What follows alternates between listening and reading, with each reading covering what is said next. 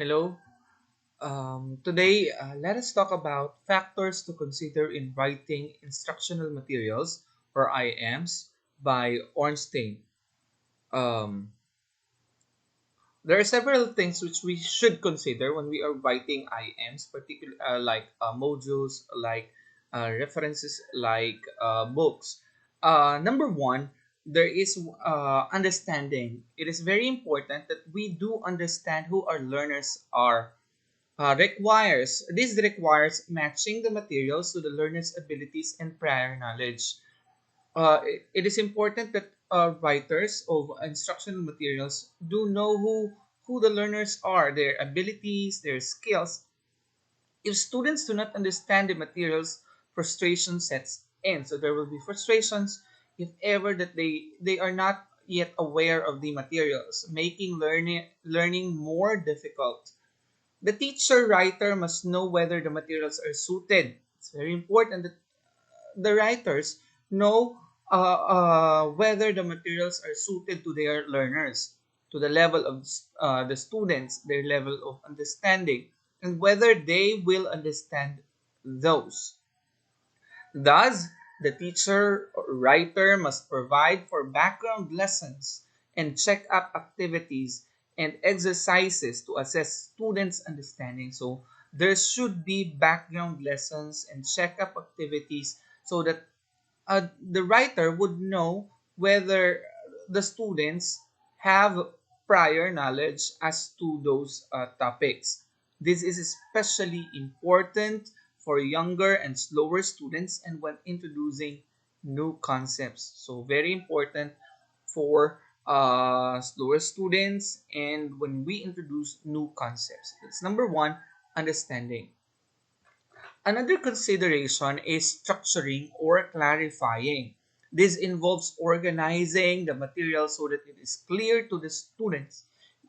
It is also necessary that the instructional materials has a very good organizing. It's very well organized. It is especially important when new subject matter is introduced and when it is being linked to the previous lessons. uh, how would you be able to come up with an organized instructional material? So there are clear directions, objectives, and main ideas which are stated clearly. So objectives, the directions are very well stated. Internal and final summaries cover the content. There are internal and final summaries. Transition between main ideas is smooth and well integrated. Uh, Writing is not vague, so you should not be using highfalutin words or words with complex meanings, so that students would not be confused as to what you really mean as a teacher or as a writer. Sufficient examples are provided. Teachers should provide a lot of examples to the concepts that um, that are presented. New terms are defined. So if ever that there are new terms, you should define them. And adequate practice and review assignments reinforce new learning. So there are activities for to practice new learning. So that's number two, structuring and clarifying. Another thing to consider when you write instructional materials. The number three is the sequencing. This refers to the arrangement of the materials to provide for continuous and cumulative learning where complex concepts are taken only after prerequisite skills and concepts have been mastered. So it's very important for instructional materials writers to consider how where the lessons, the concepts arranged. How were they arranged? Did you start from the simple going to the complex so that it would not be very difficult for the students, so that prior knowledge would be built before they move on to the more complex concepts. There are four basic ways of sequencing a material. you can have simple to complex. These are things that you can consider. Parts to whole, starting with the little ones first, going to the whole, or whole to parts. The breakdown, you can start with the bigger picture of the concepts, and then you break them down, and chronological arrangements. So those are the ways on how you can sequence the materials, the lessons, the right IMs. The next one is balancing. Balance. Um, The materials require establishing vertical and horizontal balance or relationships. This is what we have to remember when we talk about balancing. Vertical relationships refer to a building of content and experiences in the lesson, unit, and course level. So, building of content and experiences. How are they arranged? So, vertical, you talk about the content specifically of the lesson. Fourth grade language. This is an example. Fourth grade language concepts build on third grade concepts.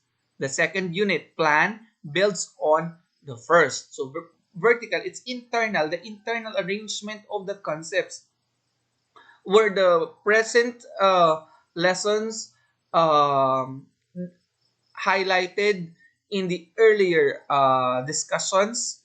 So that's one thing that you should consider, so that you would be able to ensure that there is vertical relationship or vertical balance. And then when we talk about horizontal relationships, establish a multidisciplinary and unified view of different subjects.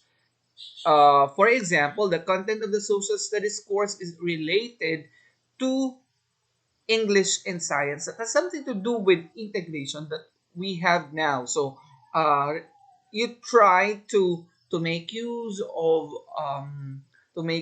examples from science in your English discussion, so that there could be horizontal relationship.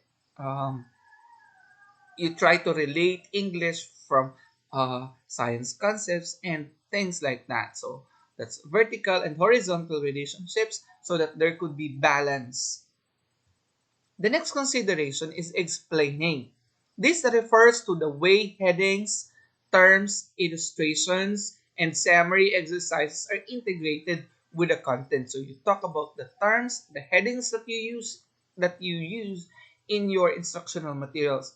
Does the example illustrate major concepts? Are the major ideas identified in the chapter objectives and overview? So you talk about the illustrations, the examples that you provide. Do the headings outline a logical development of content? So you make sure that your headings are appropriate and it really outlines the development of the content. Do the materials show relationships among topics, events, facts to present an in-depth view of major concepts? Um, and then the last one is the students should be able to discover important concepts and information and relate new knowledge on their own through the materials. So there should be well explaining in your material, so the students would be able to grasp the concepts, to learn the concepts and acquire new knowledge from your discussions, from your materials. The next one is pacing. This refers to how much and how quickly the lessons in the textbooks are presented, how quickly you present the lessons. So this has something to do with the volume or length of the materials. How how lengthy is one lesson? What is the length of one particular lessons?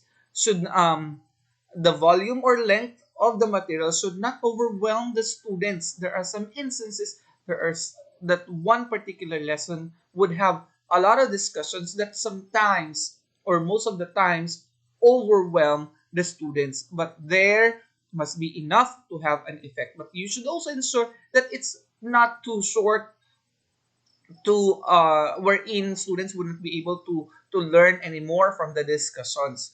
As to continue, The next one is reviewing. When we say reviewing, this refers to the extent to which the material allows students to link new ideas. So you should be able as a writer to make a link uh, between the ideas that you presented. The present one is linked to the previous discussion. Old concepts in the form of a review. High achieving and older students can tolerate more rapid pacing than low achieving and younger students. Thus, less proficient learners would need more review or linking than more proficient ones.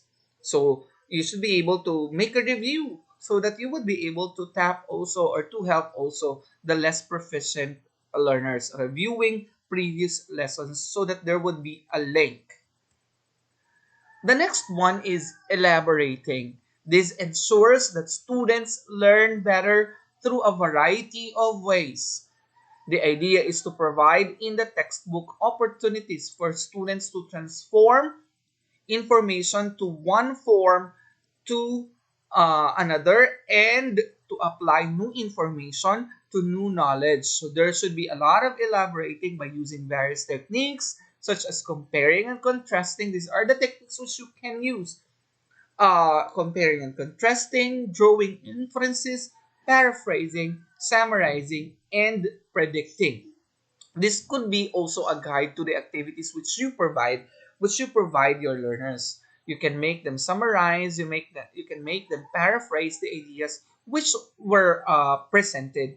A series of elaboration strategies help students learn new materials. So there are a lot of elaborating strategies because some students would be able to learn from inferencing, would be able to learn easily from paraphrasing, and etc. The author must provide students with a broad list of questions. There, you can provide them questions which which they would answer, and that would somehow help them understand the concepts which you provided. Questions of comparing and contrasting, drawing analysis, and etc. Then the last one is transfer of learning.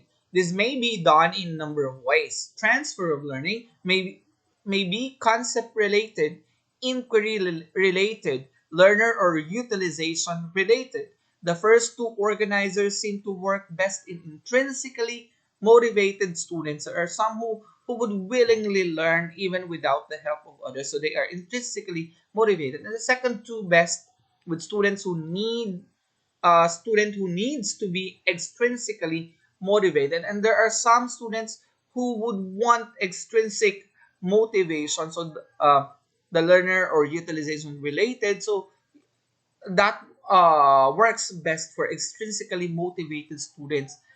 Since most students need some extrinsic motivation, learner related and utilization related materials will be more effective with majority of students. Now, what do we mean with those transfer of learning processes? Concept related. When we say concept related, drawing heavily on structure of knowledge, the concepts, principles, or theories of the subject. So concept related, the lessons were arranged depending upon the concept or based on the concepts that you present. And the inquiry related derived from critical thinking skills and procedures employed by learning theorists or scholars in the field. So for this one, so this is another consideration. Do your students learn from in how can you transfer learning? Are they fond of inquiry? Okay, um, wherein they are somehow independent with their learning. And then the next one is learner related, related to the needs, interests, or experiences of the student. So meaning you consider the interest, the experiences of the learners in your presentation of your lessons. And the next one is utilization related, so how people can use or proceed with them in real life situations. This one has something to do with the application, with the authentic materials that you use in your instructional materials. The examples has something to do. The examples have a relationship with in real life situations, and those are the things that you should consider, the teachers should consider, or writers should consider when they write instructional materials. Thank you, guys. Bye.